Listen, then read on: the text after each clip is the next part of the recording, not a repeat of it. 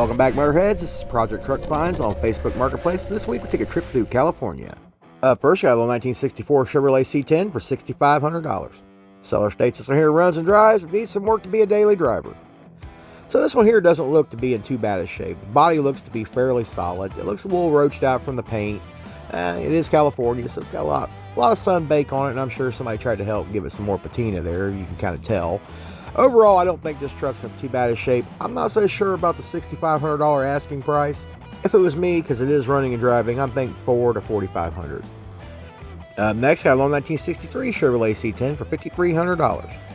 This one here claims to have a running 305 in it. It is a standard shift, and they say it moves forward and backward, and comes with a bill of sale.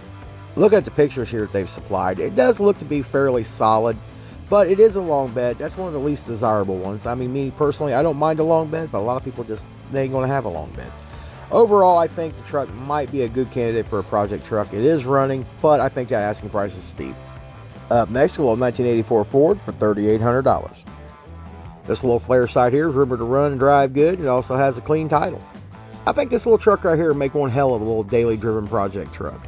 Overall, look at the pictures. The body on this truck looks to be very, very solid. And I actually kind of really like these little Fords. A lot of people don't care for this body. I do. I think it's kind of neat. It's got some little things. It's not really the best looking little Ford, but you know what? For the price, running, driving project truck, this might be a good buy for somebody. Next, got another little Ford here, 1964 for $12,000. Well, here's something you don't see every day. We got this little truck right here with the heartbeat of a Pontiac. You don't see that happen very often. Especially, a lot of people don't use an old Pontiac engine because, one, it's pretty damn expensive to build a Pontiac motor. If you want to make any power out of it, it's kind of hard to find good performance parts for a Pontiac engine. Now, me personally, I'm a very big Pontiac enthusiast, and I love them. And I think that's pretty dang cool. They elected to use a Pontiac engine in here instead of anything traditional like a Chevrolet motor or another Ford motor. Overall, I think this truck is in pretty decent shape. And I think it'd make one cool of a hot rod. Is it worth $12,000? I think so, just because of what it's got under the hood. Next, we got an old 1962 Chevrolet C10 for $8,500. Seller states this one here starts right up, runs great. It's also got solid floors. I think this seller here is swinging for the fences on the price he's asking for this truck, or he's been watching too many reality TV shows. Got him convinced this truck's worth that. Overall, the truck's really not in bad condition. There's a big snafu there in the front fender, but this is a long bed. And with that being said, I think around $4,000 to $4,500 is the mark you should be asking. I know these trucks have came up in value, but you're also getting more truck at $8,500 on what he's offering. Next, got a little 1964 Chevy for $8,500. This little truck here is going to be rust-free, runs and drives great with a 350 with a 3-speed on the column. Once again, I think this guy here might be swinging for the fences at $8,500. This one does have a 350 in it, but the only thing that hurts this one here, it is also a long bed step side, which in my opinion, and I'm not the only one I'm sure, thinks that long bed step side is kind of fugly.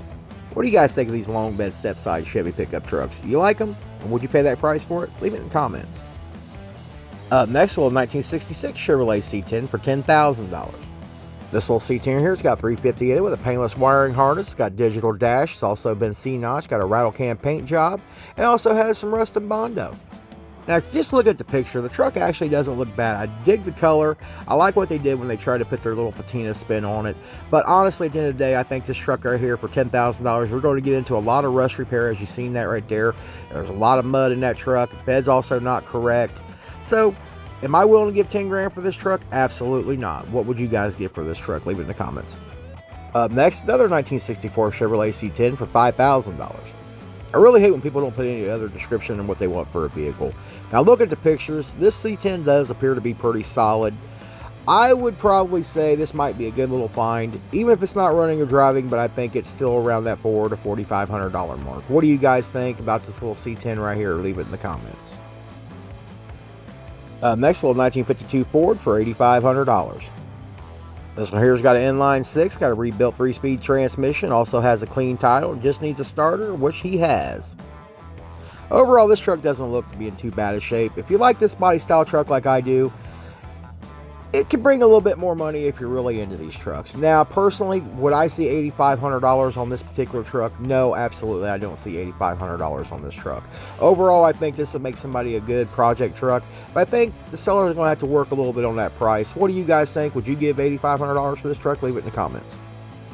Up next, an old 1937 Chevrolet for $6,300. Now this is a project truck and it does not run. Going to need a lot of restoration. Now this is one of my favorite body style Chevy pickup trucks. Always love these old fat fender Chevy pickups.